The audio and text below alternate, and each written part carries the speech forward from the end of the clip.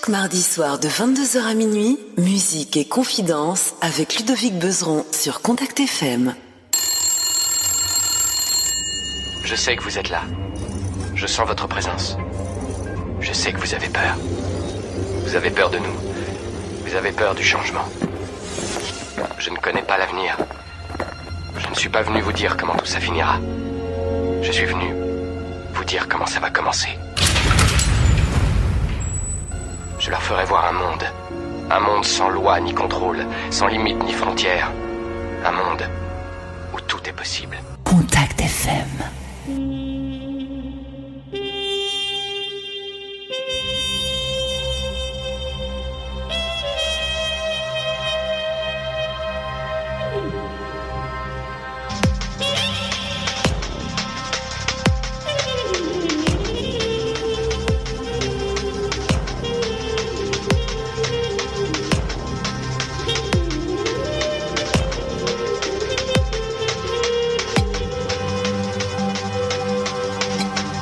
Vous écoutez Musique et Confidence. Musique et confidence. Musique et Confidence. Sur Contact FM. Contact FM.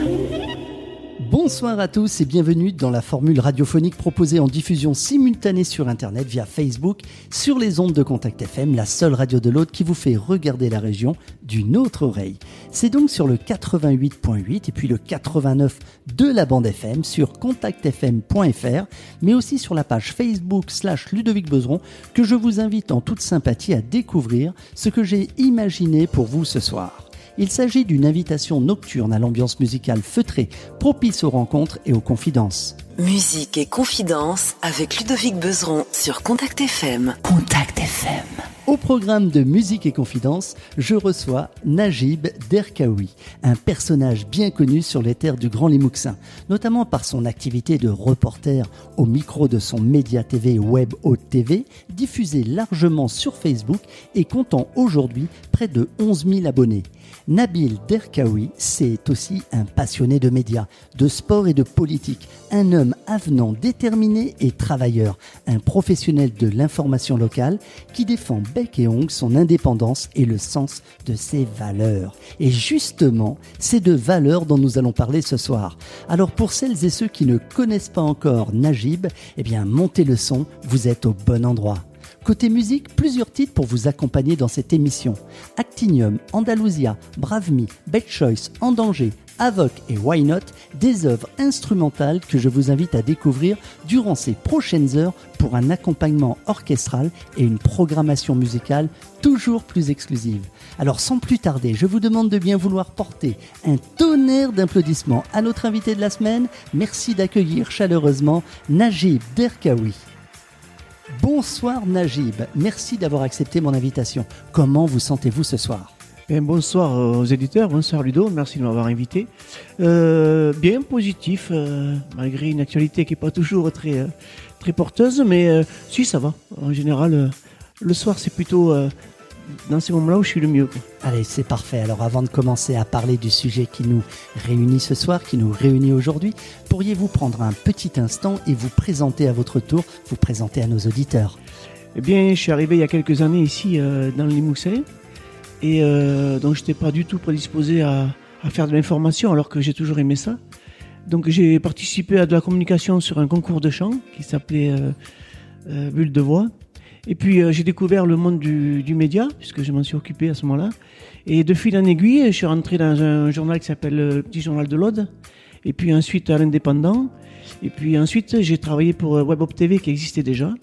Et puis de fil en aiguille, un jour il m'a dit, c'était Didier Donat qui le tenait, si tu veux, tu le reprends tout seul, j'ai plus le temps. Et voilà comment l'aventure a démarré. Allez, en guise d'introduction, je vous propose un document sonore illustrant parfaitement le sujet de ce soir, puisqu'on va parler de valeurs, et là il s'agit d'un extrait de Les Valeurs, extrait justement de l'excellente web-série intitulée « Et tout le monde s'en fout » de Fabrice Debony et d'Axel Latueda, sous la direction de Christophe Baudouin de Mia Productions. Je voudrais bien remettre la main sur un truc qui se perd, les valeurs. Parce qu'il semblerait que tout le monde ait sa petite opinion bien bordée sur celles qu'on devrait trouver les plus importantes. Déjà, les valeurs, c'est un truc fragile et évolutif. Et c'est pas parce qu'il y en a des cools de graver sur le fronton de ta mairie que ça veut dire qu'elle pourrait pas changer un jour. Oui, maréchal Pétain à l'appareil. Je crois que j'ai une bonne idée concernant notre devise, là, qui correspondrait bien à nos valeurs. Écoute ça. Racisme, délation, soumission. Hein, c'est chic. Le community manager, oui, qu'est-ce qu'il propose? Travail, famille, patrie. Oui, la famille, oui, ok. Oh, et si on rajoute forcé à après travail, ça passe? En tout cas, ça rappelle que ton système de valeurs, il vaut mieux pour toi que tu te le prennes en main. Parce qu'au final, il s'agit quand même de ton identité. Parce que quand on est gamin, on grandit dans un environnement qui nous impose des valeurs qu'on choisit pas forcément. Donc au passage, quand t'es grand et qu'on essaie de t'incruster des valeurs dans la tronche à grands coups de principe, du genre le travail c'est la santé, bah ça veut dire qu'on t'infantilise. Moi, je sais qui je suis. Dans la vie, il y a des principes et c'est ça qui fait de toi un homme qui mérite le respect. Va faire de l'acupuncture avec un tisonnier. La colonne vertébrale de ton identité, c'est les valeurs que tu choisis. Parce que si tu choisis pas toi-même tes valeurs, bah au bout d'un moment, tu risques de ressentir un gros malaise, voire de rester bloqué, et ton estime de toi, elle finit dans l'eau potable de tes toilettes. Du coup, après, pour sauver les toutes petites miettes de ce qui reste de ton vrai toi, ton cerveau va déformer ta perception de la réalité pour te convaincre que, après tout, t'es toujours cohérent avec tes valeurs. Non, mon chéri, papa ne veut plus que tu sortes de ta chambre. C'est pour ta sécurité. Je t'ai déjà parlé de la valeur sécurité. Et tu mets ton casque et tu attaches tes sangles quand tu vas te coucher. Et sinon, parfois, tu te radicalises, parce que tu peux plus supporter la différence entre ce que tu voudrais vivre et ce qui se passe vraiment. Du coup, comme tu veux plus lâcher tes valeurs, bah elles évoluent plus, et tu commences à vouloir imposer ta façon de les pratiquer à tout le monde. Non, mon chéri, papa ne peut pas te donner à manger à cause des pesticides et des additifs, car ce n'est pas sécurisant. Allez, entraîne-toi à la photosynthèse. Attrape la lumière avec tes yeux comme ça. Vas-y, même le haricot y arrive. Oui. Mais tu te rends bien compte que quand on est réduit à ça, c'est que tu confonds tes valeurs et tes croyances. Pour être clair, une valeur, c'est pourquoi tu fais les choses. Alors qu'une croyance, c'est comment tu fais les choses pour pratiquer cette valeur. Hein? Oui, Dieu a dit « aimez-vous les uns les autres », tout à fait. Oui, mais l'amour est une valeur qui a des règles précises, oui. Non, monsieur, les hommes ensemble, ça ne fonctionne pas. À trois, quelle horreur. Non, pas du tout, ce n'est pas de l'amour, ça. C'est pas chacun qui fait comme il veut. Mettez une petite pièce, là, pour pas finir en enfer, par rapport à l'amour de Dieu, tout ça. Dans la vie, des valeurs, il y en a des centaines. Et nous, comme on n'aime pas comprendre, on oublie que derrière toutes les croyances pour lesquelles on se tape sur la tronche, on a toujours des valeurs en commun. MDR, si tout le monde avait les mêmes valeurs, ça se saurait et ça voudrait dire que tous les gens se valent et moi, je vaux mieux que les bolos. Pour que tu n'aies pas besoin de te frotter les yeux à la soude, je vais te proposer un jeu. Alors, dans cette camionnette se cache une liste de valeurs. Mais t'inquiète pas, si tu trouves qu'il y en a trop pour ton cerveau, il y a le psychologue Shalom Schwartz qui a fait le tour du monde pour toi pour déterminer 12 valeurs universelles communes à toute l'humanité dans un ordre d'importance qu'il a lui-même établi. Tu veux que je te les lise une par une? Regarde. Autonomie. La règle maintenant, c'est que avant d'aller choisir tes valeurs dans une liste complète pour faire ta propre devise, tu peux t'entraîner en choisissant 3 dans la liste de Shalom. Ensuite, tu dois les ranger selon ton ordre d'importance. Parce que normalement, ce qui fait que t'es toi et pas un autre, c'est aussi la hiérarchie que tu apportes à tes valeurs. Alors maintenant que t'as fait pause sur la vidéo et que tu les connais, tu peux te demander honnêtement si ce que tu fais, les gens que tu fréquentes, les trucs que tu crois, c'est bien cohérent avec tes valeurs et la priorité que tu leur donnes. Donc, dans une société qui t'apprend pas à choisir tes propres valeurs tout en pleurant en permanence sur leur disparition, le meilleur moyen que t'as de trouver un sens à ta vie, c'est de connaître tes propres valeurs et de les ranger dans le bon ordre. Et tout le monde s'en fout. Monsieur, vous êtes garé sur une place handicapée, là. Monsieur, contrôle des papiers, s'il vous plaît. Mais c'est le petit con qu'on a chopé dans la cave, là. Hey. Oh putain, il se barre. Non, reste là. Non. Allô Zoé, oui c'est moi, t'es où là? Non, j'ai un petit problème. Oui, c'est des sirènes. Oui, c'est ça le problème. Musique et confidence, vous l'avez compris, ce soir, c'est de valeurs dont nous allons parler sans langue de bois, en compagnie de mon invité, Najib Derkaoui. Lorsque vous étiez jeune homme, Najib, qu'espériez-vous devenir? Est-ce que vous étiez prêt à devenir le jeune homme qui s'apprêtait à entrer dans la vie active, c'est-à-dire un jeune animateur, un jeune journaliste, reporter, entrepreneur, ou plus exactement patron d'un média TV? Eh bien, rien de tout ça en fait. Quand j'ai fini mes études, j'étais allé faire mon service militaire. Mais moi, je suis né de la génération Mitterrand, Bernard Tapie. Donc, je voulais plutôt réussir dans les affaires. Donc, j'ai travaillé pour des entreprises dans lesquelles je m'occupais de commercial, de relations clientèle. Et puis j'ai fait ça pendant des années, mais ça me plaisait bien, mais je sentais qu'il me manquait une dimension en fait. Parce qu'on apportait quand même toujours une nouveauté vis-à-vis des clients, parce que je travaille beaucoup avec des nouveaux produits. Mais je sais pas, il me manquait quelque chose, donc je me cherchais un petit peu. Donc j'ai quand même fait ce métier pendant une quinzaine, voire une vingtaine d'années. Mais j'avais toujours un regard quand même sur le monde de la presse et des médias. J'aimais bien les débats télévisés. Donc j'ai attendu un peu l'opportunité de la vie pour m'amener vers cette branche. Alors justement, comment on devient patron d'une télé locale? J'ai cru comprendre que vous y travailliez déjà préalablement. C'est un peu le hasard quand même, hein, parce que je me rappelle mon premier montage vidéo. J'avais fait l'interview l'après-midi, je savais même pas comment marchait mon appareil. Et j'ai fait un montage dans la nuit avec les tutos de YouTube. Donc je crois qu'il faut un peu d'audace, peut-être un peu de folie. J'avais prévenu la personne que j'avais interviewée. Et je lui ai dit que si c'était pas bon, je ne sortirais pas. Et je pense qu'il faut se laisser porter par la vie un petit peu, prendre des risques.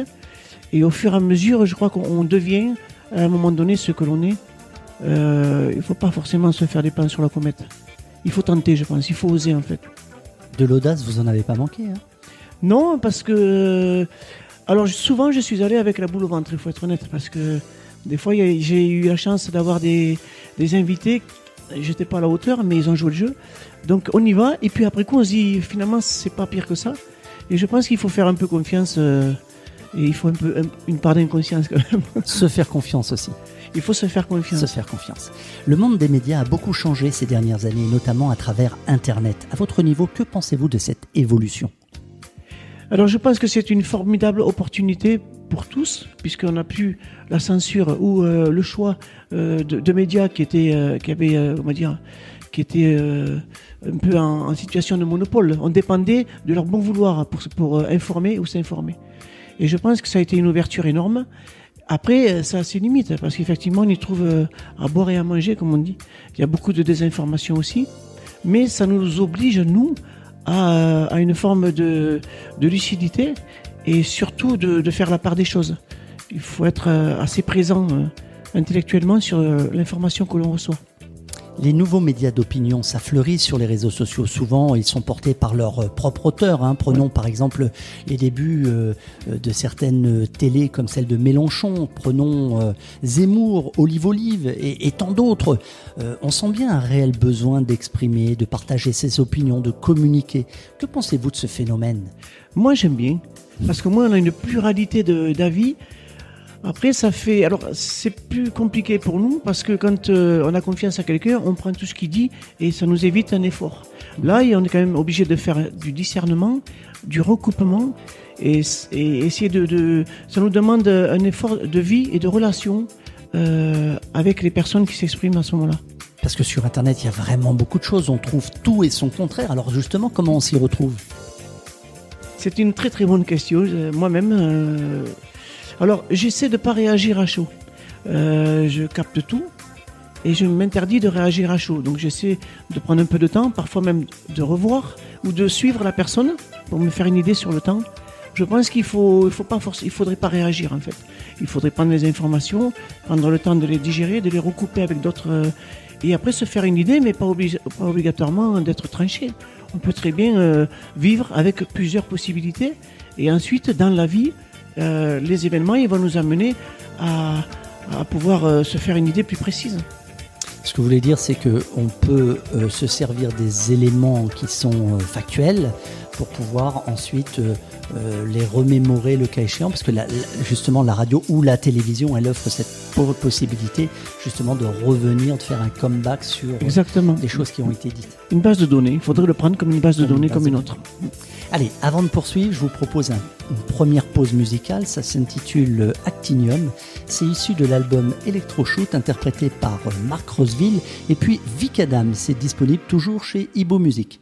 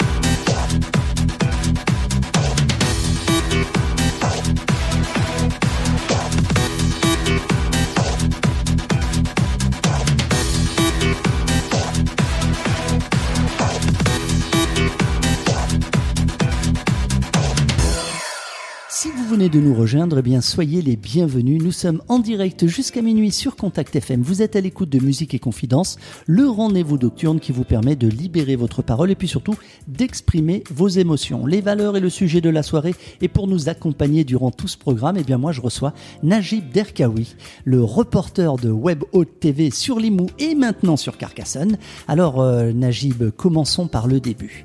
Quand vous êtes-vous finalement découvert ce besoin d'informer, ce besoin de faire parler, de montrer la société sous tous ses angles?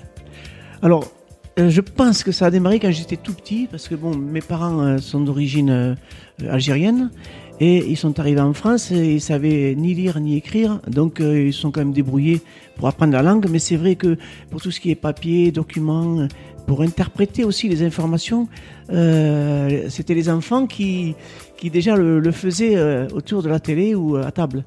Donc je pense que j'ai baigné là-dedans tout petit, en fait, de lire les journaux, faire une synthèse, et quand mon père ou ma mère me demandait un peu de commenter l'actualité, on le faisait. Donc déjà j'étais un peu reporter de... Voilà, c'est ça. Vas-y fils, raconte, qu'est-ce qu'il raconte à la télé? Qu'est-ce qu'il dit à la télé, qu'est-ce qu'il a écrit? Donc je lisais le journal le soir et je disais, il me demandait les sujets, mon père, et c'est comme ça, je crois, que j'ai été le premier reporter tout petit du foyer. C'est joli. Comment avez-vous réalisé, enfin pris conscience que vous étiez en véritable capacité de devenir ce personnage d'information à part entière et puis surtout de porter un tel projet, une web TV quoi, c'est pas une web TV. Franchement, je pense que j'en ai pas vraiment conscience. Je fais ce que j'aime. Moi, j'aime aller voir les gens, j'aime bien aller voir les sujets, j'aime bien donner la parole aux autres, avoir leur avis, les questionner. Donc je ne me pose pas la question de compétence, je me pose la question d'utilité. Je me dis, est-ce que ce avec quoi je vais repartir va être utile? Est-ce que ça amène une information? Est-ce que ça fait parler du territoire? Est-ce que ça met des gens qui ont quelque chose à raconter en valeur? Je pense que c'est plutôt ça. Ensuite, il y a la partie technique, parce qu'il faut quand même rendre un travail propre. Donc j'essaie en même temps que d'informer, d'amener un peu de visibilité, d'image. Techniquement, c'est devenu accessible, justement, le matériel? Je pense que oui, puisque moi-même, je suis parti de zéro.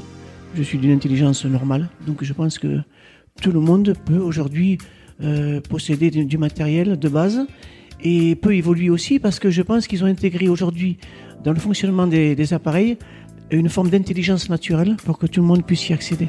Oui, vous voulez parler d'intuitivité. Exactement. Pourquoi vous êtes-vous engagé justement dans cette voie du téléjournalisme? Vous auriez pu devenir un journaliste de presse, vous en avez d'ailleurs fait l'objet, ou animateur radio? Alors pourquoi presse écrite? Franchement, j'ai essayé. Je préfère du factuel, je ne suis pas un romancier. Alors que j'ai des amis ici qui sont dans la presse, qui sont même correspondants de presse, et qui font de superbes sujets, parce que c'est leur outil, l'écriture.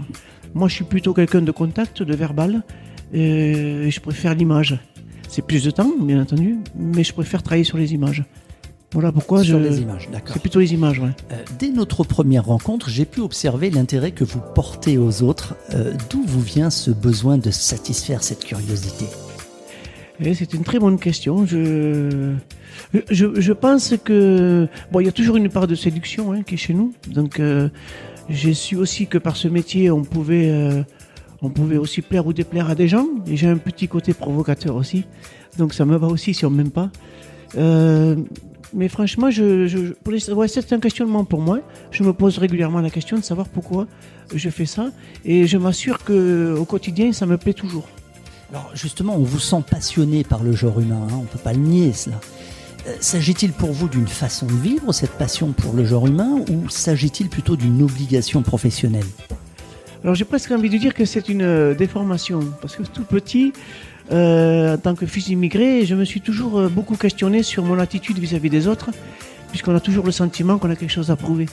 Donc j'ai essayé de formater un petit peu un personnage qui soit lisible, acceptable. Donc je me suis un peu intéressé à comment se comporter vis-à-vis des autres. Donc je pense que c'est là où j'ai nourri un peu l'attention aux autres. Ensuite, on a des périodes difficiles dans sa propre vie. Donc je me suis beaucoup intéressé à la psychologie, à la psychanalyse. J'ai même à un moment donné intégré une école. Et je pense que j'ai compris peut-être l'intérêt que pouvaient avoir les autres pour nous. Donc ça a créé une observation. Et chaque fois que je rencontre quelqu'un, ça me fait un petit peu un atelier, quoi. Alors justement, pour vous, quelles sont les principales valeurs qu'il faut avoir pour tenir le micro et justement aller à la rencontre des gens? Alors la difficulté, c'est d'arriver à s'effacer par rapport à la personne qu'on a en face. Parce qu'on veut toujours exister, et c'est vrai que l'erreur que j'avais peut-être au départ, c'était de vouloir exister plus que l'invité. Ce qui est une erreur, parce que les gens, quand ils regardent, ce qu'ils veulent, c'est l'invité. Donc je pense que la première valeur, c'est bien entendre qu'on est là pour l'autre. Et ensuite, je pense une forme de loyauté. Si la personne dit je veux pas dire ça, ne pas lui faire dire. Et une forme d'honnêteté pour restituer ce que la personne accepte au préalable de donner de sa propre personne. Voilà, je pense que c'est au niveau du respect. Pourquoi avoir choisi d'être un média de type généraliste? Vous auriez très bien pu choisir une spécificité comme par exemple le sport ou la politique. Parce que je voulais que ça intéresse un peu tout le monde. Voilà. C'est par diversité, et je pense que sinon je me serais ennuyé en me spécialisant. Donc j'essaie vraiment, et puis il y a un côté sur moi un peu, j'aime me surprendre. Donc ce qui serait bien, ce que j'aimerais qu'un jour on retienne, c'est que on puisse pas savoir à l'avance ce qu'il va y avoir. C'est ça l'objectif. Vous voyez, rien ne vous oblige, par exemple, à donner aujourd'hui la parole à des personnes aux idées divergentes. Je veux penser, par exemple, aux anti-vax, la politique, pour anecdote, l'anti-carrière sur Magri, dernièrement, où je vous ai vu à travers un reportage. Ne pensez-vous pas jouer un rôle important dans l'influence locale? Alors ça, encore, je ne me rends pas compte. J'essaie d'aller là où ça pique, où ça glisse. Donc j'essaie d'alterner... C'est bien aussi quand on sait qu'on va peut-être choquer ou amener une information qui va un peu à contresens de l'opinion générale. Je pense que c'est comme ça que j'ai choisi les sujets. Et justement, les politiques locaux sont-ils sensibles à votre média? Et puis surtout à votre manière de présenter les choses? Alors aujourd'hui, certains vous diraient moins. Au départ, on vient et on découvre. Et après, c'est vrai qu'avec le temps, on s'aperçoit que certains... bon, c'est toujours un peu particulier la politique, mais ils sont un peu borderline, ils sont un peu trop en territoire conquis, et je pense que le public n'attend pas des médias aujourd'hui qui soient toujours des oui-oui. Je pense qu'il faut aller aussi poser des questions qui dérangent, quitte à pu être en odeur de sainteté, comme on dit. Alors si je peux me le permettre, est-ce qu'ils vous ont proposé directement d'acheter des séquences, un reportage ou même une interview, tout simplement pour servir leur cause? Oui, c'est arrivé, bien sûr. On nous propose, on ne nous le dit pas directement, mais on nous dit plus tard, il faudra revenir me voir, on peut faire des choses ensemble. Ou alors on nous demande si c'est vraiment notre rôle d'interviewer telle ou telle personne. En fait, ça se fait. C'est à nous d'interpréter, en fait. Donc vous revendiquez votre indépendance? Totalement. D'accord. Totalement. Il m'est arrivé parfois, en sortie de conseil municipal, des personnes qui me disent ouais, tu parles avec telle personne ou telle personne, c'est pas forcément un porteur, faut que tu fasses attention. Ou on t'a vu prendre un verre avec telle ou telle personne, je sais pas si c'est bon pour ton image. Et moi, je me soucie pas de ça, puisque je n'ai jamais su si j'étais de droite ou de gauche. Quand je m'interroge, je vois bien que je suis d'un peu partout. Et c'est pas parce que j'interviewe quelqu'un, par exemple du Front National ou du RN, que je partage ses idées, parce que quand on discute même, je lui dis pourquoi je suis pas d'accord avec. Donc ça pose pas de problème en ce qui me concerne. À chaque fois que je vous rencontre, vous voyez, vous semblez toujours très dynamique, vous semblez très heureux de vous, très heureux de votre sort. Jamais vous ne vous plaignez. C'est quoi finalement votre secret pour tant d'optimisme? Je pense que j'aime la vie tout court, hein. Et je pense que chez tout être humain, et puis j'aime bien la dynamique, j'aime bien les projets. Quand j'ai des personnes qui ont des projets, je sais toujours de penser comment ils peuvent le réussir. Mais j'ai aussi une part un peu craintive, et des fois je ne crois pas à des choses, ce sont des erreurs, parce que on voit bien que ça a marché. Donc je pense que je vois pas la vie de manière terne. Et je suis un peu, je suis méditerranéen, donc ça doit jouer avec le soleil. Comme je le disais précédemment, on sent vraiment chez vous un homme curieux, en quête de découverte, toujours prêt à tendre le micro pour avoir cette fameuse information de proximité. Comment vous expliquez cela, ce degré de naturel chez vous, d'aller chercher, d'aller en quête d'informations? Ouais, c'est la curiosité, je pense honnêtement. J'ai besoin d'être animé par des choses nouvelles. Je suis né au mois de mars, je suis bélier. fonceur. On aime plus la nouveauté que... Voilà.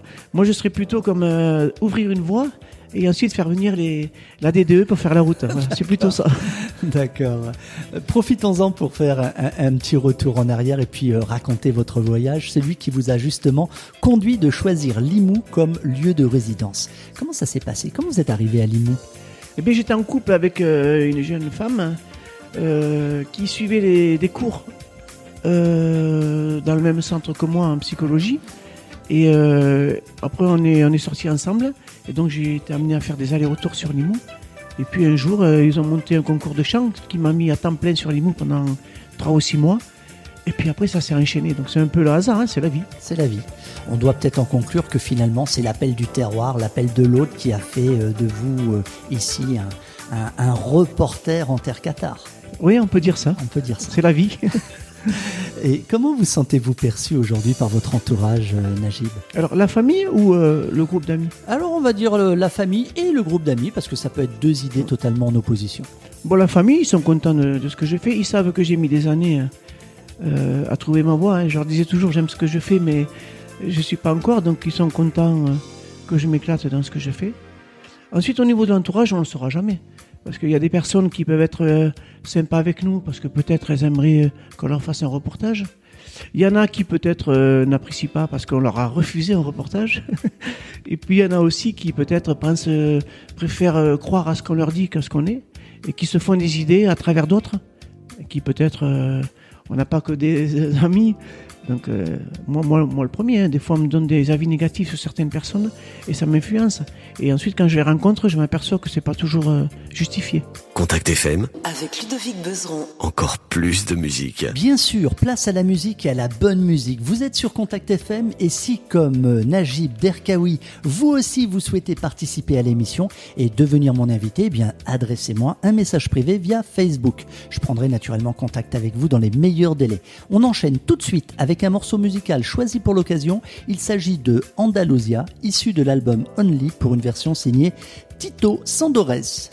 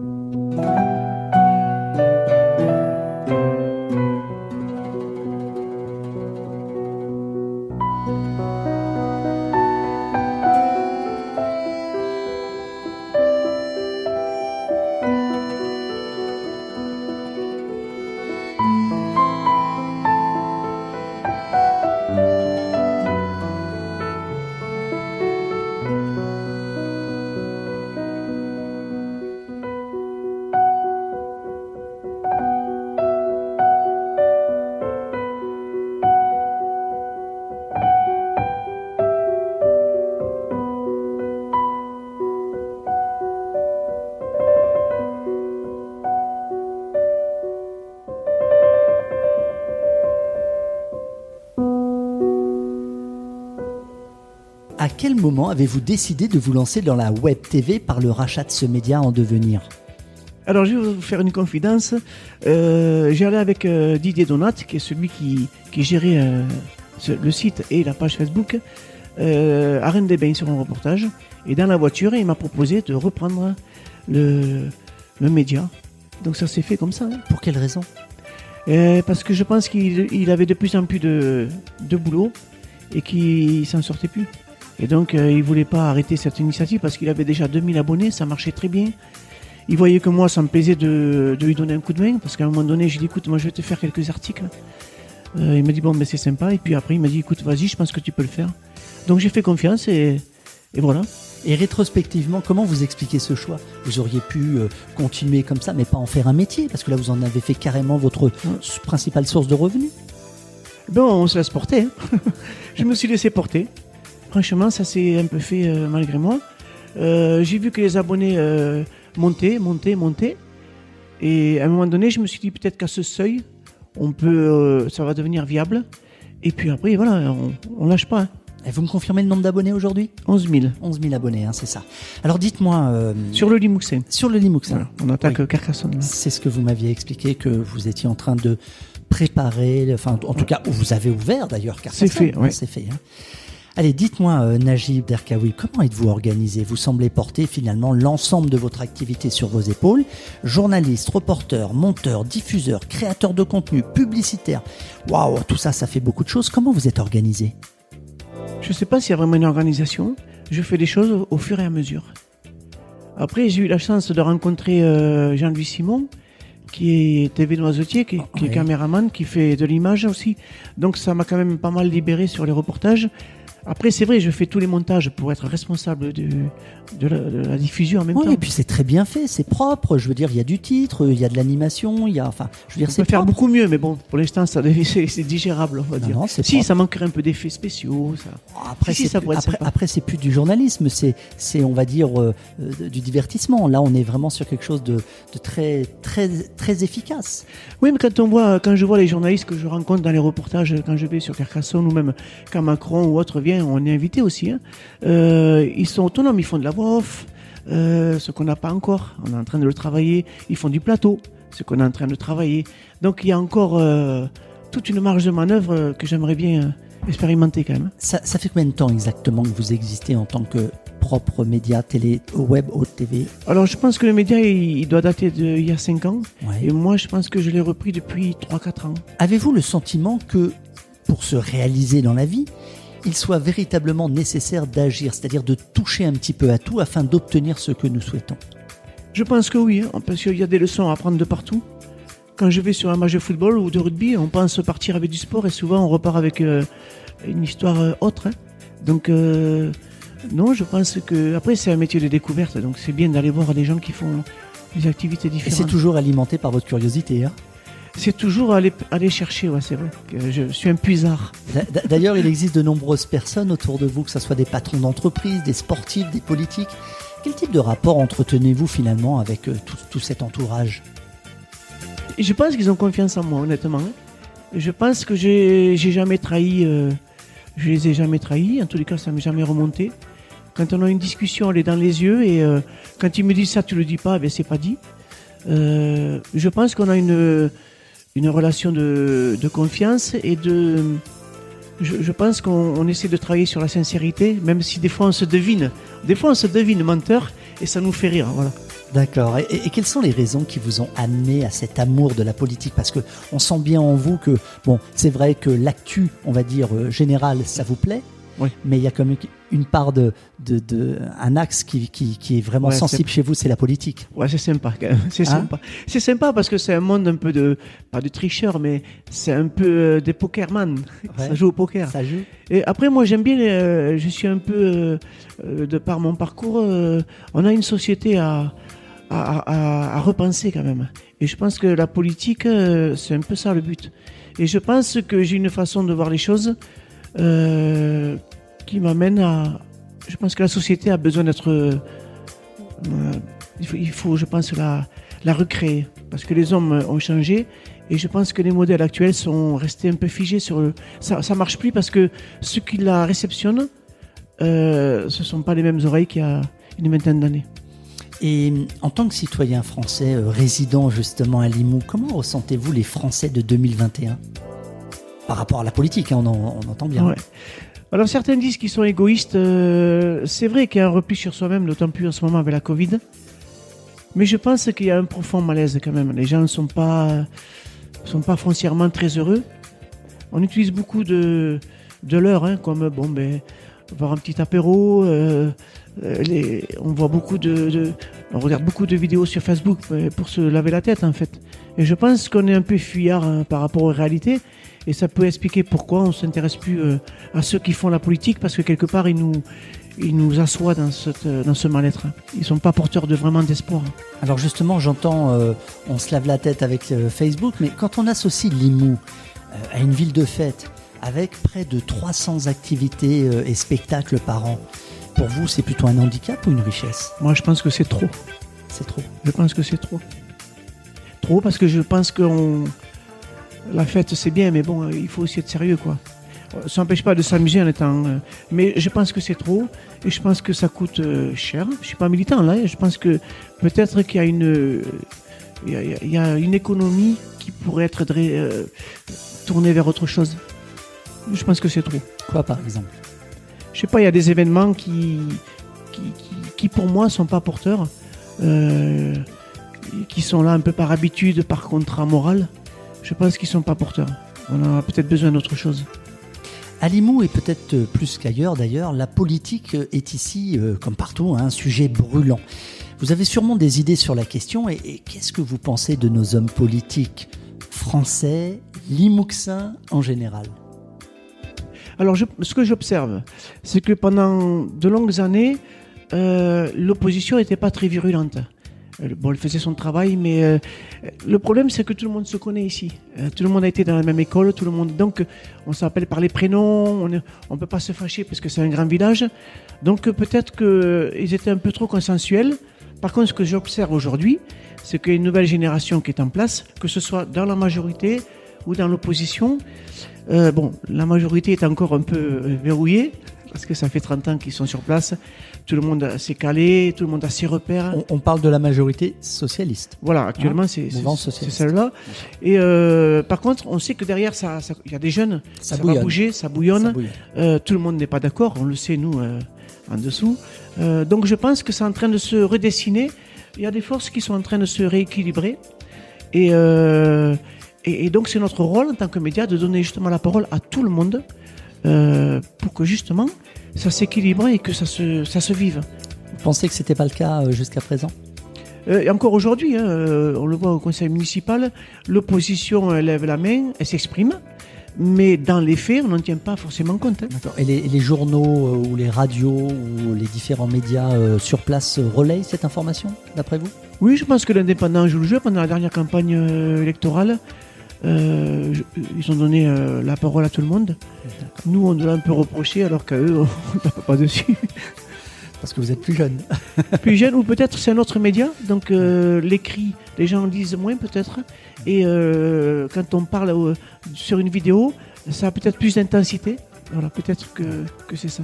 Allez, courte pause musicale, on se retrouve juste après ça.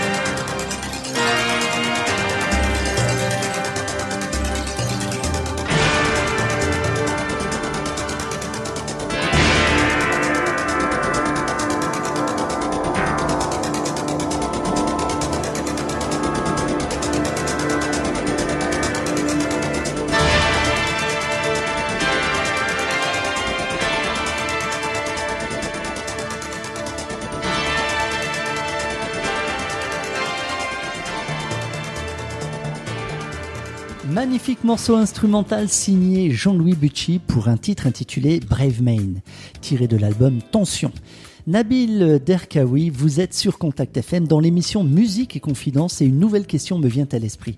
Quel genre de jeune homme étiez-vous à l'adolescence ? Plutôt timide, je dirais.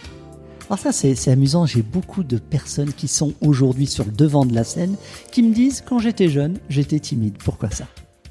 Un manque de confiance en soi. Hein. Ouais. Bon, c'est vrai que le fait d'être immigré, aujourd'hui c'est peut-être moins vrai, mais il fallait quand même faire sa place. Donc dans un premier temps, on était plutôt observateur. Je ne voulais pas me faire remarquer en négatif, prendre le risque. Mais moi j'avais des collègues comme Majid Cherfi qui a créé la chanson Tomber la chemise, Zebda. J'ai grandi avec lui, c'était pas du tout le même style. Hein. Pas le même personnage. Pas le même personnage. Qui c'est qui vous a élevé durant votre enfance ? Vos parents, vos grands-parents, une nourrice ? Alors, 50% mes parents et 50% tout seul. Tout seul. Oui. Vous aviez des frères et sœurs ? Oui. Vous avez vécu avec eux ? Oui, on était 6 dans le même appartement. Ah, bien. Quel souvenir gardez-vous de cette époque, du bon ou du mauvais souvenir ? C'était bien, hein, c'était vivant. Je sais pas, quand je descendais jouer à la cité, on était peut-être 50 jeunes. Aujourd'hui, on ne le voit plus. On était, je sais pas, on vivait dehors en fait. Vous viviez où ? Dans quelle ville ? À Toulouse. À Toulouse. Mon père était militaire, donc on vivait dans une cité militaire. Et il y avait une dizaine de familles maghrébines. Et le reste, il y avait 100 appartements, donc c'était pas beaucoup. Ouais. Mais on vivait vraiment on était tous ensemble, on se chambrait, on rigolait. Moi, j'ai jamais vu de bagarre dans ma cité. La drogue, je sais pas ce que c'était, on se prêtait les vélos. J'ai jamais mis un cadenas sur mon vélo. Donc c'était une autre société, je pense. Avez-vous en tête une anecdote significative de cette période de votre enfance ? Qu'on partait à la campagne le dimanche. Ouais. On faisait 10 km et on était à la campagne. Et pour nous, c'était les vacances. C'était quoi, pique-niquer, être avec les parents ? Oui, on partait vers 9h-10h. On faisait les courses chez le boucher du village où on allait. Ouais. Et puis après, on pique-niquait, on jouait au foot. On ne connaissait pas les gens qui étaient là, mais sur le stade, on jouait tous ensemble. Et puis après, chacun rentrait chez soi. Alors justement, vous voyez, vous anticipez ma prochaine question, c'est comment vous souvenez-vous justement de vos camarades ? Est-ce que vous en souvenez précisément ? Notamment des premiers jeux, des échanges, des partages, puis aussi des premières disputes, peut-être qu'il en a existé, des désaccords peut-être. Est-ce que vous avez gardé contact avec tous ces gens ? Alors contact, non, on ne se revoit plus parce que chacun, il y en a qui sont partis aux États-Unis pour travailler, etc. Mais je peux dire où habitait qui dans chaque appartement. D'accord. On se rappelle, oui, parce que on allait chez tout le monde, voilà. Donc, oui, je me rappelle de tout, c'est sûr. Et ça fait quoi émotionnellement pour vous quand vous y repensez? Non, j'ai pas de nostalgie en fait. Pas de nostalgie. Non, ça pourrait, mais j'ai pas de regrets. Je pense que je suis mieux aujourd'hui dans ce que je vis qu'à l'époque. Hein. J'ai pas de nostalgie sur une quelconque période. D'accord. On va revenir vers les études et précisez-moi, s'il vous plaît, votre parcours de formation. Quelles études avez-vous suivies de votre enfant jusqu'à l'âge adulte et puis pourquoi ce choix? Après, j'ai été bachelier. Après, j'ai fait les études supérieures à la faculté de Toulouse en gestion d'entreprise. Parce que moi, je voulais faire du business. Donc, je me dis, je vais apprendre à compter et après, j'apprendrai le reste.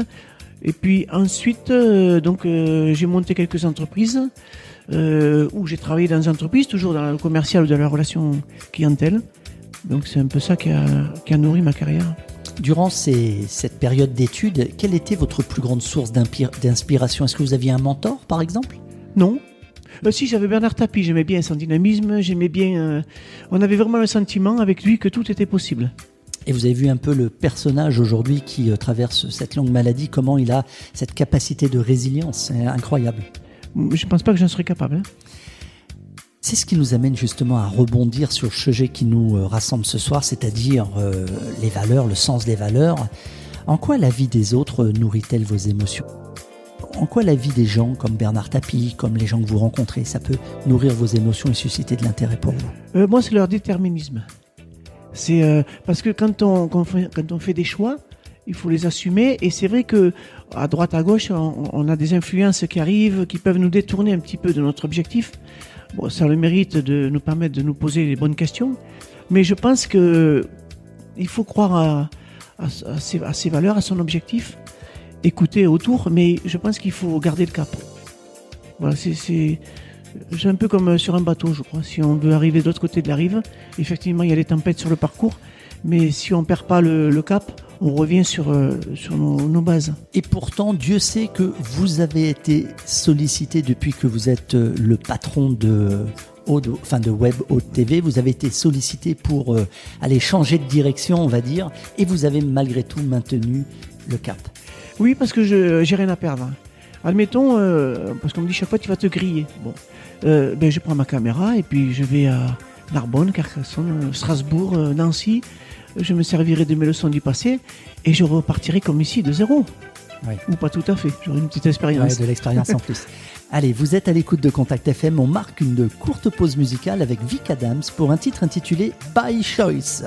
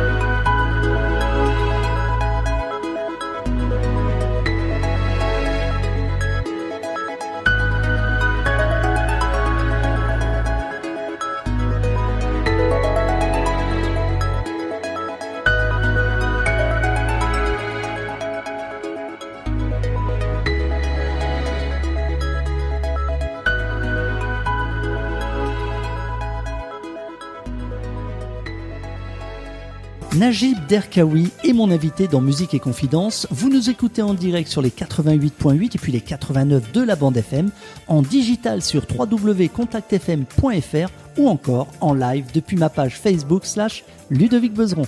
Alors Najib, maintenant que vous avez accepté de parler de votre enfance, de votre adolescence et de votre vie d'homme, si vous me le permettez, poursuivons ce petit voyage. Vous souvenez-vous d'une période de votre vie où vous avez pu ressentir un changement positif ou même négatif, un véritable changement dans votre existence? Alors ça peut être le cas d'une naissance, d'un mariage, d'un décès. Quel était ce moment? Quel était ce temps? Ben, je crois que la bascule s'est faite quand j'ai repris Bob TV. Je pense qu'il y a eu un avant et un après. Et un après. Ouais. Pour moi, c'est une bascule de vie parce que je suis passé un peu, entre guillemets, tout est relatif. Je suis pas sur BFM, mais de l'ombre à la lumière quelque part. Ouais. Parce qu'on s'expose. Au début, les critiques, elles font mal. Elles nous remettent en question. On a même envie de décrocher. On n'est pas prêt. Enfin, moi, j'étais pas prêt à la critique. Donc, mais bon, avec le temps, et puis avoir des ennemis. Il devait y en avoir, mais je les identifie pas. Alors qu'aujourd'hui, je sais qu'il y a des gens qui me reprochent des choses certaines doivent être fondées, mais je comprends pas. Donc c'est à ça. La bascule, elle s'est faite à ce moment-là. C'est surtout les hommes politiques, c'est le monde politique? Non, pas spécialement sportif, enfin autre, non. Les gens en général. Oui, je pense que ça part d'interprétation. Comme on est exposé et on expose les autres, et il y a des gens qui ont envie aussi de paraître tels qu'ils voudraient, mais moi je les vois pas comme ça et je leur donne pas cette occasion. Donc ça crée des conflits. Mais il faut l'assumer quand même, parce qu'après, il faut pas attendre d'être aimé par tout le monde. On vous appelle pour dire Najib, viens tourner chez moi des images? Oui, mais ça c'est sain. C'est des gens qui ont des idées de reportage et qui aimeraient qu'on les mette en valeur. À moi d'évaluer l'opportunité. Et pour ça, je me protège en me disant, est-ce que ça va intéresser les internautes? Oui, bien sûr. Et je dis non en pensant à eux et pas à moi. D'accord. Alors voyez-vous, aussi surprenant que cela puisse paraître, pour revenir à la politique, j'aimerais savoir, Najib Derkaoui, ce que vous pensez de ces Français qui rejettent justement la politique et qui ne vont plus voter. On parle d'abstention, bien sûr. Ouais, c'est dangereux, je pense. Parce que petit à petit, ça va mettre en émergence des groupes qui peut-être sont mal intentionnés, parce qu'ils ne vont finalement travailler que pour ceux qui se sont exprimés, en sachant que les autres ne leur porteront jamais tort, puisqu'ils ne s'exprimeront jamais.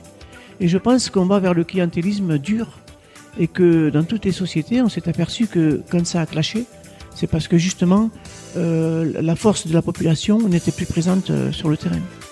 Donc je pense que les Gilets jaunes ont peut-être réveillé certaines consciences, même si on a vu aux dernières départementales que c'était pas porteur, mais c'est pas le même type d'élection.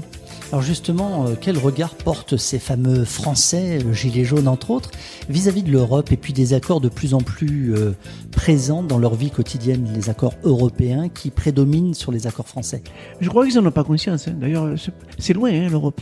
Quand on nous parle de loi européenne, on a l'impression qu'elle ne nous concerne pas. Ou alors qu'elle concerne les agriculteurs ou les viticulteurs ou tel ou tel produit en magasin ou pas. Je ne pense pas qu'on ait conscience de l'impact que ça peut avoir tous les jours dans notre quotidien, même si c'est un impact relatif quand même. Est-ce que vous y voyez quelque chose de déplaisant sur le fait que les Français, d'une certaine manière, ne sont pas conscients de ce que l'Europe leur prépare ou leur réserve? Je pense qu'on a toujours le parachute de la souveraineté d'État. On se dit, de toute façon, même on n'est pas obligé de l'appliquer, ou il y a des gens qui vraiment ne se sentent pas concernés. Même moi, il faut que je fasse un effort pour voir dans mon quotidien à quel moment une loi européenne m'impacte dans ma liberté ou dans mon choix. Est-ce que vous comprenez l'intérêt suscité par les fameuses élections présidentielles, celles qu'on va rencontrer dans quelques mois, là, c'est pour le mois de mai-avril, pour tous ces Français qui devront aller voter? Est-ce que vous comprenez cet intérêt qu'ont les Français justement à propos de ces élections? Je pense qu'avec toute la crise qu'on a vécue de la Covid, on a beaucoup subi certaines décisions. Donc je pense qu'aux prochaines élections, on devrait avoir un taux de participation assez élevé, parce que je pense que les gens ils vont avoir envie de peser, d'exister. De s'exprimer, en tout cas par les urnes. Je pense. J'espère d'ailleurs. À votre tour de me répondre à ce sujet, votre position, quelle sera votre position? Vous allez voter pour un candidat choisi, vous allez voter pour le moins pire, vous allez voter blanc, vous allez vous abstenir, ou quoi d'autre? Je pense que je vais voter pour la personne qui représentera le plus le peuple. Bon, ça c'est une phrase un peu basique, mais qui saura entendre et gouverner réellement, pas de manière verticale comme c'est là, Ouais. mais en ouvrant et en acceptant. Moi, j'aimerais un jour entendre un président dire « on s'est trompé, ce qu'a dit LR, RN, France Insoumise, c'est une bonne idée, on va le faire ». Alors là, ce jour-là, je me dirais « là, on a évolué ».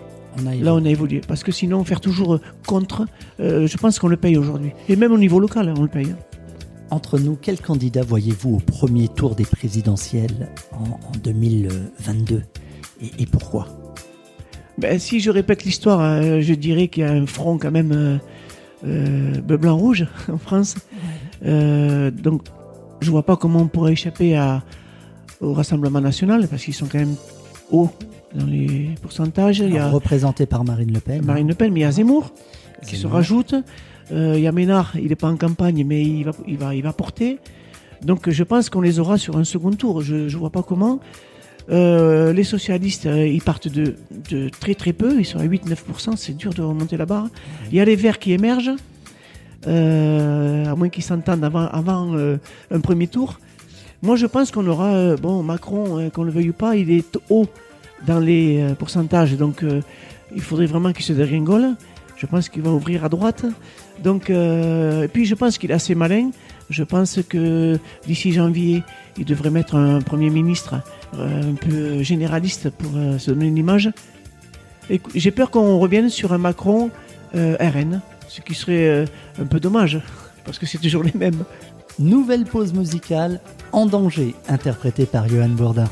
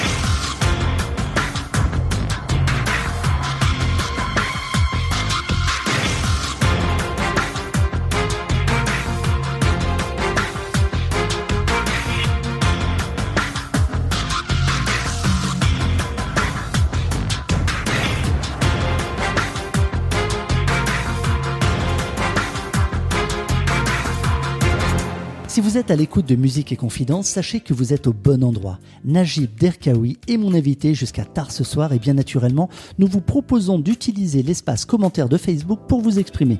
Déposez vos remarques, votre avis ou un simple bonsoir pour nous confirmer votre présence. N'hésitez pas non plus à vous manifester en cliquant sur l'un des 7 emojis de votre choix. Pouce bleu, cœur, smiley, tout est fonction de votre humeur. Najib Derkaoui, de façon générale, au cours de ces 10 dernières années, que pensez-vous avoir réalisé professionnellement ou même personnellement d'extraordinaire pour vous? Alors je pense que la dernière expérience extraordinaire, c'était d'avoir créé un concours, d'avoir participé à un concours de chant qui au départ devait être un tout petit concours de chant et qui a été quelque chose d'assez extraordinaire. On était parti sur une quinzaine de chanteurs et 50 entrées payantes et on a fini à l'Olympie avec 800 entrées payantes et à peu près 200 candidats pour tenter leur chance. Donc on a eu 80 partenaires. Enfin là, je pense que on avait fait quelque chose de grandiose. Ouais. Vous avez chanté vous-même? On n'avait pas le droit en tant qu'organisateur de participer au concours, mais ensuite j'ai intégré une chorale et je chantais avec eux. Très bien. Quel type de contraintes, de problèmes avez-vous rencontré lorsque vous avez commencé justement à entrer dans la vie active? Alors on pourrait imaginer par exemple à travers la web TV, mais on peut aussi imaginer dans la vie active en général. C'était quoi les principaux freins que vous avez rencontrés? La timidité, hein, s'imposer. C'est dur d'arriver sur le marché du travail, dans la vie active. C'est pas simple, hein, il y a la concurrence, tout le monde n'est pas bien intentionné. Et il faut arriver fort quoi, dans sa tête. Et donc il fallait s'imposer, c'est la plus grosse difficulté. Ouais. Et c'est quoi justement l'événement le plus important qui vous a marqué, qui vous a plus touché quand vous avez démarré? Parce que vous parlez de timidité, mais il y a bien un événement particulier auquel vous pensez? Alors oui, je suis rentré dans une grosse société à un moment donné. Et je me rappelle du jour du recrutement. Ils étaient tous sortis de l'école de commerce. Moi j'étais d'une école de gestion. Donc je rencontre le directeur qui faisait le recrutement et il me dit bon, si je prends le papier, vous n'avez aucune chance. Mais comme vous êtes atypique, je vais vous la donner la chance. Donc je dis écoutez, j'essaierai d'être à la hauteur. Et 3 mois plus tard, j'avais réussi à être le meilleur vendeur de mon groupe. Déjà parce que j'étais revanchard, je bossais jour et nuit parce que je voulais prouver qu'il avait eu raison de me faire confiance. Et donc ça a été un petit virage quand même. Ça m'a donné confiance et me dire que bon, j'avais finalement les mêmes chances que les autres. Vous êtes un persévérant. Alors quand je crois à quelque chose, ouais, c'est difficile. Même là, je fais attention dans mon job parce que ça me plaît bien. Et je m'aperçois parfois que j'ai pas de vie privée. Ah ben justement, j'allais y venir. J'ai fait ça à 100%. J'allais y venir. Lorsque l'on est à son compte, justement, dans les débuts ou même en pleine activité, vous savez comme moi, c'est chronophage, c'est éprouvant, c'est souvent douloureux. Comment vous arrivez à organiser votre vie familiale? Ben là, ça se mélange. Hein. Ça se mélange. Bon, j'ai eu la chance d'avoir dernièrement des partenaires avec qui elles comprenaient, elles partageaient même mon activité. Donc, mais bon, je pense que ça n'aurait pas été viable sur le temps. Il faut que j'apprenne à débrancher, mais il faut aussi que je développe des moyens financiers pour pouvoir être plusieurs sur les équipes, pour que je puisse lever le pied. Oui, organiser, reporter un peu le travail sur d'autres. Voilà, pouvoir avoir des personnes qui travaillent en même temps que moi. Alors justement, derrière chaque grand homme se cache une femme. Est-ce que vous pouvez nous parler de votre situation familiale actuelle? Vous êtes actuellement célibataire. Célibataire, d'accord. Les enfants? Oui, j'ai une fille qui a 27 ans et qui va avoir une petite bientôt. Là. Ah, félicitations. Que pensez-vous de la manière dont, justement, par exemple, votre fille vous perçoit aujourd'hui même avec cette activité? Alors, elle est à Toulouse et elle suit épisodiquement ce que je fais. Donc franchement, non, c'est pas impactant dans nos relations. Elle est fière de son papa? Je pense. Ouais. Elle regarde, elle me dit oui, c'est bien. Ou des fois, je lui demande des conseils. Est-ce que l'homme que vous êtes devenu aujourd'hui est en accord avec la définition que l'on peut donner du bonheur? Et je vais vous la donner. Le bonheur est un état de satisfaction complètement caractérisé par la stabilité et la durabilité. Alors non, parce que je suis pas totalement satisfait de ce que je fais. Donc pas complètement heureux? Non. Il me manque encore une dimension que j'aimerais atteindre. C'est-à-dire? J'aimerais faire des plateaux télé, animer. Ouais. J'aimerais faire du face caméra, ce que je fais pas trop encore. Donc il y a encore des étapes. Qu'est-ce qui vous manque? Est-ce que c'est le temps qui vous manque ou c'est la manière de faire, le sujet? Ben, il faut mûrir, il faut se sentir prêt quand même, hein, ouais. C'est une autre responsabilité. Ouais. Interroger les gens, c'est une chose, mais ensuite assumer, il y a un cap à passer. Ok. Comment vous vivez au quotidien, on va dire, votre activité dans une société de plus en plus fragilisée, comme par exemple la crise du Covid et maintenant l'obligation du pass vaccinal? Comment vous le vivez, ça? J'ai jamais nourri de crainte par rapport à cette épidémie dès le premier jour. Ouais. Bon, on a respecté les gestes barrières, mais comment je le vis, je pense que professionnellement, il y a un petit repli sur soi-même quand même, quand quand on fait une activité comme celle-là, parce que c'est difficile d'être critique envers quelqu'un si c'est un ami. Ou une connaissance. On peut. Moi, je sais qu'aujourd'hui, il y a des gens qui me croisent et qui tournent la tête de l'autre côté. C'est pas un crime que d'être, malade du Covid, par exemple. Non, mais il y a une crainte. Parfois, je pense qu'il y a une crainte. Enfin, en tous les cas, c'est ce que je ressens. Peut-être que je me trompe. Est-ce que la crise sanitaire en elle-même, elle a changé quelque chose dans votre vie ? Je pense pas. Non ? Non, je pense pas. Je pense pas que ça ait changé grand-chose dans ma façon de relationner aux autres. Tout à l'heure, vous m'avez dit être célibataire. Est-ce que la solitude, elle est présente dans votre quotidien ? Et si c'est le cas, comment vous l'appréhendez ? Je me sens jamais seul. Ouais. Parce qu'en fait, la journée, je suis en vie, je rencontre les gens, etc. Tout le travail se fait le soir, après quand on rentre, quand on a fini nos reportages. Et là, on est tellement pris parce qu'on a à faire, et puis il y a la fatigue, j'ai plus 20 ans. Donc, si, des fois, je me dis, ce serait bien d'avoir un avis extérieur de confiance auprès de soi. Donc, c'est pour ça que, effectivement, avoir une compagne, ça reste quand même un objectif. Quel conseil vous pourriez donner à celles et ceux qui voudraient aujourd'hui se lancer dans un média comme le vôtre et qui sont seuls ou accompagnés d'ailleurs, c'est pas très important. Quel conseil vous pourriez leur donner ? Il faut être couillu. Il faut être couillu, il ne faut pas avoir peur, il faut y aller. Et accepter la critique même si elle fait mal. Et sinon, je pense qu'on ne peut pas le faire. On ne peut pas faire le job. Contact FM, encore plus de musique.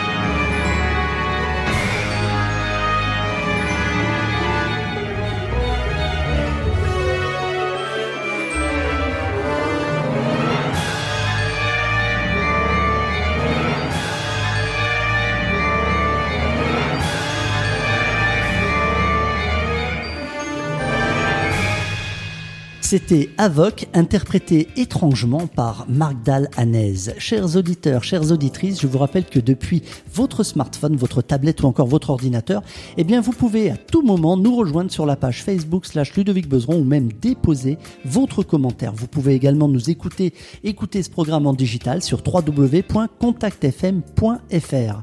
Si comme Aladdin, celui de la lampe, bien sûr, celui du génie et de la lampe, vous aviez la possibilité de choisir parmi 3 vœux, lesquels demanderiez-vous, cher Najib ? Les vœux. La santé, ça c'est... aujourd'hui, franchement, on a besoin de la santé pour continuer à faire ce qu'on fait. Je pense qu'on est d'accord. Ça, c'est la base. Moi, j'aimerais un peu plus de démocratie partout. Je parle pas de politique, là, je parle de vivre ensemble, accepter les différences. Moi, j'aimerais un peu plus d'ouverture, d'acceptation les uns aux autres. D'accord. Et le 3e vœu, je sais pas, peut-être... je sais pas, moi je rêve d'une société idéale où franchement, s'il y a un gars qui dit on fait un banc bleu et un qui dit un banc rouge, s'il est minoritaire, je lui mets un liseré rouge. Voilà, ce serait vraiment pour moi la définition du bien vivre ensemble. Donc le bien vivre ensemble. Oui. Donc 3 vœux, santé, démocratie et bien vivre ensemble. Exactement. Si vous aviez cette possibilité de recevoir ces 3 vœux, mais vous ne deviez en choisir qu'un seul, lequel prendriez-vous ? Je pense que le banc bleu avec un liseré rouge, ça représenterait vraiment l'acceptation de tous. D'accord. Qu'est-ce qui vous motive dans la vie, Najib Derkaoui ? Qu'est-ce qui vous fait avancer depuis toutes ces années ? C'est quoi votre carburant quotidien ? C'est une très bonne question. Carburant, être utile. Ouais. Ouais, c'est important pour vous ? Ouais, être utile à soi, être utile, c'est quand on a le sentiment d'avoir trouvé une place dans le groupe, dans la société.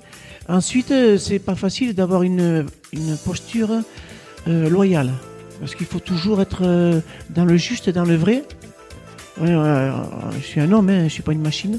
Donc peut-être que parfois je fais passer des ressentiments personnels au détriment du bon sens et de l'utile.